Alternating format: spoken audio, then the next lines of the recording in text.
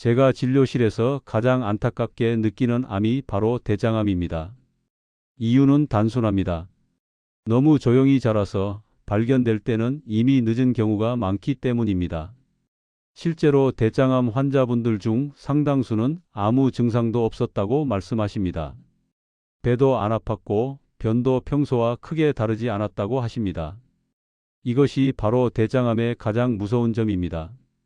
아프지 않아서 방심하게 되고 방심하는 사이에 암은 천천히 자랍니다.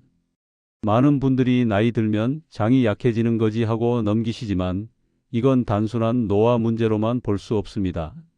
제가 35년 동안 수많은 환자분들을 보면서 확실히 느낀 건 대장암은 생활 속에서 충분히 위험을 낮출 수 있는 암이라는 점입니다. 특히 장 안 환경은 우리가 매일 먹는 음식에 따라 완전히 달라집니다.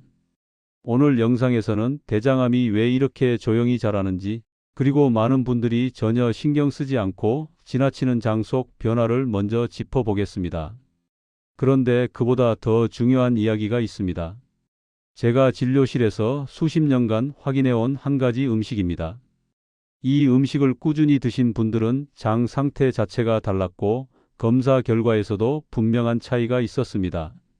단기간 효과를 기대하는 약이 아니라 장 환경을 근본적으로 바꿔 대장암 위험을 낮추는 데 도움을 주는 음식입니다. 오늘 영상 끝까지 보시면 왜 제가 이 음식 하나만큼은 꼭 챙기라고 말씀드리는지 분명히 이해하실 수 있을 겁니다. 이 음식은 특별한 영양제가 아닙니다. 값비싼 건강식품도 아닙니다. 겨울철에 쉽게 접할 수 있지만 대부분은 그 진짜 가치를 모르고 지나칩니다. 오늘 영상 끝까지 보시면 왜 이 음식이 대장암 예방과 연결되는지, 그리고 어떻게 드셔야 효과를 기대할 수 있는지 명확히 이해하실 수 있을 겁니다. 시간이 없으시더라도 이 영상은 꼭 끝까지 보시기 바랍니다. 안녕하세요. 35년째 노인분들을 진료하고 있는 김학두 원장입니다. 대장암이 특히 위험한 이유는 크기나 속도가 아니라 너무 조용히 자란다는 데 있습니다. 제가 진료실에서 대장암 진단을 받은 어르신들께 가장 자주 듣는 말이 있습니다. 원장님, 정말 아무 느낌이 없었어요. 배가 아프지도 않았고 체중이 갑자기 줄지도 않았고 일상생활에 큰 불편도 없었다고 하십니다. 그래서 더 위험합니다. 대장은 구조적으로 통증에 둔감한 장기입니다. 안쪽 점막에서 변화가 시작돼도 신호를 크게 보내지 않습니다. 변이 조금 가늘어져도 배변 후 개운하지 않아도 대부분은 나이 탓이나 컨디션 문제로 넘깁니다. 며칠 변비가 생겨도 원래 이런 날도 있지 하고 지나칩니다. 이런 사소한 변화들이 반복되는 동안 장 안에서는 서서히 위험한 방향으로 진행되고 있을 수 있습니다. 대장암은 어느 날 갑자기 생기는 병이 아닙니다. 장 점막에 작은 이상이 생기고 그 상태가 오랫동안 유지되면서 점점 커집니다. 하지만 통증이 없고 눈에 띄는 증상이 없다 보니 병원을 찾을 이유가 없습니다. 그러다 정기검진이나 다른 검사 과정에서 우연히 발견되는 경우가 많습니다. 이때 이미 치료 과정이 복잡해지는 경우도 적지 않습니다.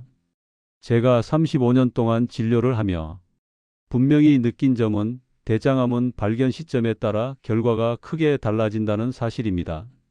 조기에 발견되면 비교적 안정적인 치료가 가능하지만 늦어질수록 치료 부담은 커집니다.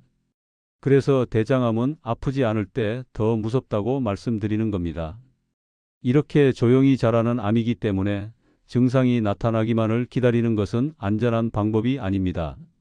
대신 장 안에서 어떤 환경이 오랫동안 만들어지고 있는지를 살펴봐야 합니다. 바로 그 장 속 환경이 왜 망가지게 되는지 다음에서 자세히 말씀드리겠습니다. 요즘 대장암이 늘어나는 가장 큰 이유를 한 가지로 꼽자면 장 속 환경이 예전과 완전히 달라졌다는 점입니다. 같은 연세여도 어떤 분은 장 점막이 비교적 깨끗하고 어떤 분은 쉽게 붉어지고 예민한 상태인 경우가 많습니다. 이 차이는 타고난 체질보다 오랜 시간 어떤 환경에서 장이 일해왔는지와 더 깊이 연결되어 있습니다. 과거에 비해 가장 크게 달라진 것은 장을 지나가는 내용물입니다. 기름진 음식과 육류 섭취가 늘면서 장이 처리해야 할 찌꺼기는 많아졌고 반대로 장을 부드럽게 청소해주는 성분은 줄었습니다. 그러다 보니 대변의 양은 줄고 장 안에 머무는 시간은 점점 길어졌습니다. 대변이 장 속에 오래 머문다는 것은 단순히 변비가 불편하다는 의미만은 아닙니다. 장 점막이 각종 자극 물질에 더 오래 노출된다는 뜻입니다. 제가 변비가 오래된 어르신들의 대장 내시경을 보면 점막이 거칠고 쉽게 자극을 받는 경우가 많습니다. 많은 분들이 원래 장이 약해서 그렇다고 말씀하시지만 실제로는 장이 쉴 틈 없이 자극을 받아온 결과인 경우가 적지 않습니다. 또 하나 중요한 변화는 장내 세균의 균형입니다. 장에는 수많은 세균이 함께 살고 있는데 우리가 무엇을 먹느냐에 따라 이 균형은 크게 달라집니다. 장에 도움이 되는 균보다 부담을 주는 균이 늘어나면 장 속 환경은 점점 나쁜 방향으로 흘러갑니다. 이런 상태가 오래 지속되면 장 점막은 회복할 시간을 잃게 됩니다. 이 모든 변화는 하루아침에 생기지 않습니다. 몇 년, 길게는 수십 년에 걸쳐 서서히 쌓입니다. 그래서 대장암은 갑자기 나타난 것처럼 보여도 실제로는 오랫동안 망가진 장 환경 위에서 자라난 결과인 경우가 많습니다. 그리고 이 장 환경을 더 악화시키는 핵심 요소가 하나 더 있습니다. 바로 담즙산입니다. 다음으로는 이 담즙산이 왜 대장암 위험과 연결되는지 말씀드리겠습니다. 앞에서 장 속 환경이 왜 중요한지 말씀드렸는데 그 환경을 더 나쁜 방향으로 밀어붙이는 요소 중 하나가 바로 담즙산입니다. 담즙산은 원래 나쁜 물질이 아닙니다. 지방을 소화하기 위해 간에서 만들어져 장으로 내려오는 우리 몸에 꼭 필요한 물질입니다. 문제는 이 담즙산의 양과 머무는 시간입니다. 기름진 음식을 자주 드실수록 담즙산 분비는 자연스럽게 늘어납니다. 이 담즙산은 소장을 지나 대장까지 내려오게 되는데 장을 빠르게 통과하면 큰 문제가 되지 않습니다. 하지만 장 통과 시간이 길어지면 이야기가 달라집니다. 담즙산이 장 안에 오래 머물면서 장내 세균에 의해 성질이 바뀔 수 있습니다. 이 과정에서 일부 담즙산은 대장 점막을 자극하는 형태로 변할 수 있습니다. 제가 진료실에서 설명드릴 때 흔히 드는 표현이 장 점막을 계속 긁고 지나가는 물질이 오래 남아있는 것과 비슷하다는 겁니다. 하루 이틀이라면 괜찮을 수 있지만 이런 자극이 수년간 반복되면 점막은 점점 약해질 수밖에 없습니다. 중요한 점은 이 자극이 통증을 일으키지 않는다는 사실입니다. 담즙산 농도가 높아져도 대부분은 아무 느낌이 없습니다. 그래서 본인은 괜찮다고 생각하지만 장 안에서는 점막이 쉬지 못하고 자극을 받고 있는 상태가 이어집니다. 이런 환경은 대장암 위험을 높일 수 있는 조건 중 하나로 작용합니다. 물론 담즙산 하나만으로 대장암을 설명할 수는 없습니다.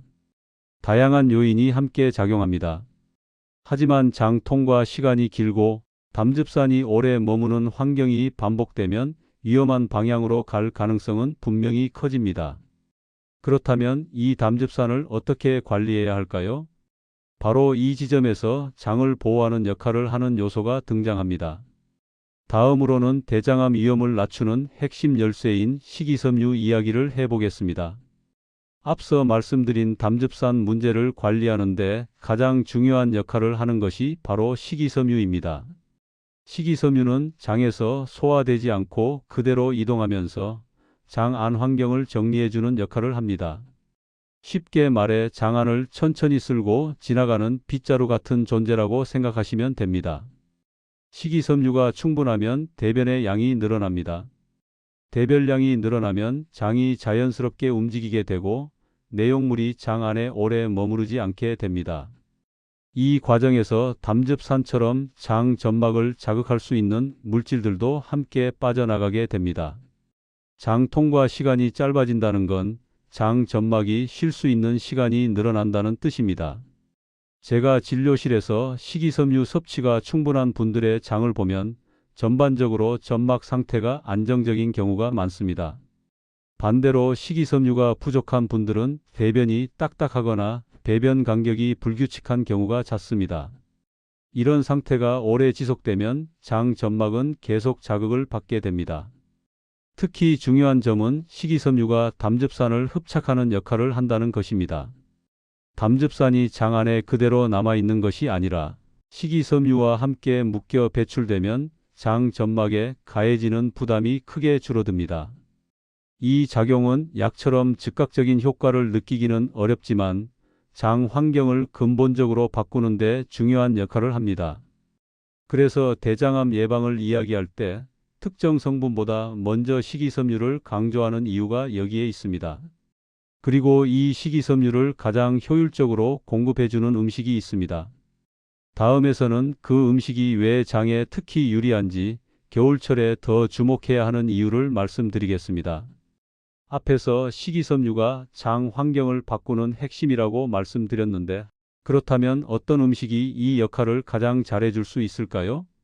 제가 진료실에서 오랫동안 관찰해온 음식 중 하나가 바로 미역입니다. 미역은 단순한 반찬이 아니라 장 건강 관점에서 보면 매우 뛰어난 식재료입니다. 미역에는 수용성 식이섬유가 풍부합니다.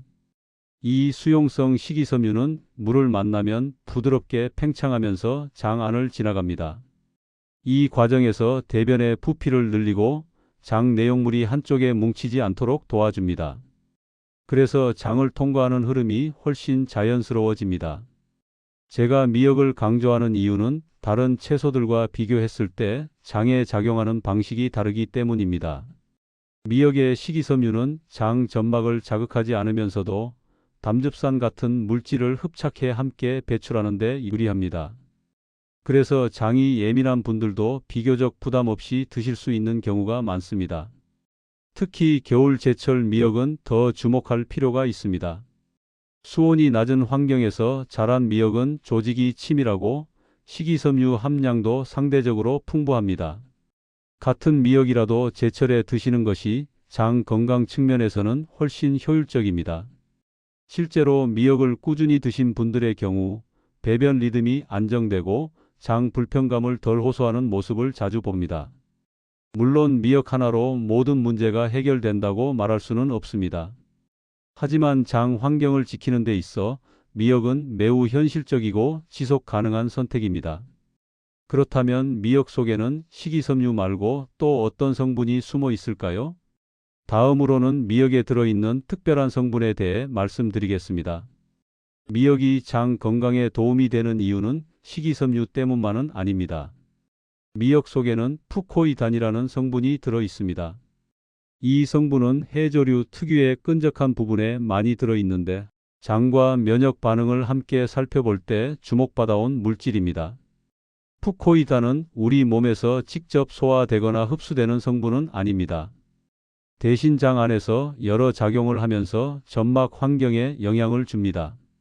제가 환자분들께 설명드릴 때는 장 점막을 보호하는 코팅 역할을 떠올리시면 이해가 쉽다고 말씀드립니다. 이런 환경은 장 점막이 불필요한 자극을 덜 받도록 도와줄 수 있습니다. 또 하나 중요한 점은 푸코이단이 장내 면역 반응과 연관될 수 있다는 부분입니다. 장은 우리 몸 면역의 상당 부분을 담당하는 기관입니다. 장 환경이 안정되면 염증 반응도 과도하게 흘러가지 않도록 조절되는 경우가 많습니다. 이런 이유로 푸코이단은 항암이라는 표현과 함께 언급되곤 하지만 여기서 주의하셔야 할 점이 있습니다. 푸코이단이 암을 치료하는 약처럼 작용한다고 생각하시면 안 됩니다. 특정 성분 하나로 대장암을 막거나 없앨 수 있다는 주장은 의학적으로 맞지 않습니다.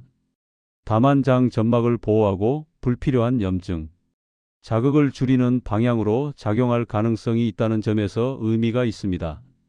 그래서 저는 푸코이단을 영양제로 따로 챙기기보다는 음식으로 자연스럽게 섭취하는 쪽을 권합니다. 미역처럼 일상적으로 먹을 수 있는 식재료를 통해 장 환경을 꾸준히 관리하는 것이 훨씬 현실적이고 안전합니다. 그렇다면 이런 미역을 어떻게 먹어야 효과를 제대로 볼 수 있을까요? 다음에서는 대장암 예방 효과를 기대할 수 있는 미역 섭취 방법을 구체적으로 말씀드리겠습니다. 미역이 장 건강에 도움이 된다고 해서 많이 먹기만 하면 되는 건 아닙니다. 어떻게 드시느냐에 따라 효과는 크게 달라집니다. 제가 진료실에서 상담할 때 가장 먼저 말씀드리는 건 미역은 꾸준함이 중요하다는 점입니다. 며칠 몰아서 드시는 것보다 적은 양이라도 자주 드시는 쪽이 장 환경을 안정시키는 데 훨씬 유리합니다. 하루에 필요한 식이섬유 양을 한 번에 채우려고 애쓰실 필요는 없습니다. 미역국 한 그릇, 미역무침 한 접시 정도면 충분한 출발이 됩니다. 중요한 건 장에 부담을 주지 않으면서 지속할 수 있느냐입니다. 특히 장이 예민한 분들은 처음부터 많은 양을 드시기보다는 소량으로 시작해 몸의 반응을 살펴보는 것이 좋습니다. 조리 방법도 중요합니다. 미역을 오래 끓이면 식이섬유 구조가 일부 변형될 수 있습니다. 그래서 짧게 끓인 미역국이나 살짝 데쳐 무침으로 드시는 방식이 장에는 더 유리한 경우가 많습니다. 생미역을 가볍게 데쳐 드시는 것도 좋은 방법입니다. 또 하나 꼭 강조하고 싶은 점은 수분 섭취입니다. 식이섬유는 물과 함께 작용해야 제 역할을 합니다. 미역을 드시면서 물 섭취가 부족하면 오히려 배변이 불편해질 수 있습니다. 미역을 드신 날은 평소보다 물을 조금 더 마신다고 생각하시면 됩니다. 마지막으로 기억하셔야 할 점은 미역은 약이 아니라는 사실입니다. 미역 하나로 대장암을 막을 수 있다고 단정할 수는 없습니다. 하지만 장 환경을 보호하고 위험한 방향으로 가는 과정을 늦추는 데 도움을 줄 수 있는 음식임은 분명합니다. 이런 작은 선택이 쌓여 장 건강에 큰 차이를 만듭니다. 이제 마지막으로 오늘 내용의 핵심을 정리해 드리겠습니다. 이제 오늘 말씀드린 내용을 정리해 보겠습니다. 대장암은 아프지 않게 조용히 자라는 암입니다. 그래서 증상이 생기기를 기다리는 방식은 결코 안전하지 않습니다. 대신 우리가 매일 먹는 음식이 장 안 환경을 어떻게 만들고 있는지 살펴보는 것이 훨씬 중요합니다. 오늘 영상에서 말씀드렸듯이 장 안 환경이 망가지면 담즙산 농도가 높아지고 장 점막은 오랫동안 자극을 받게 됩니다. 이 과정이 반복되면 대장암 위험도 함께 커질 수 있습니다. 반대로 장 통과 시간을 줄이고 장 점막을 보호하는 방향으로 환경을 바꿔주면 위험을 낮추는 데 분명히 도움이 됩니다. 미역은 약이 아닙니다. 하지만 식이섬유와 푸코이단을 통해 장 환경을 안정시키는 데 현실적인 도움을 줄 수 있는 음식입니다. 꾸준히 부담 없이 일상 속에서 실천할 수 있다는 점이 가장 큰 장점입니다. 이런 작은 선택들이 쌓여 몇 년 뒤 장 건강에 큰 차이를 만듭니다. 마지막으로 조심스럽게 한 가지 참여를 부탁드리겠습니다. 좋아요는 이 영상이 더 많은 어르신들께 전달되어 대장암을 조기에 예방하는 데 도움을 줍니다. 무료 구독을 눌러두시면 앞으로도 노년기 장 건강과 관련된 중요한 정보를 놓치지 않으실 수 있습니다. 연령대에 따라 위험 신호가 다르기 때문에 70대 이상이신 분들은 댓글에 1을, 70세 이하이신 분들은 1을 남겨주세요. 여러분의 참여는 다른 분들의 건강을 지키는 데 실제로 기여합니다. 그리고 감사합니다. 지금까지 건강한 100세 여행이었습니다.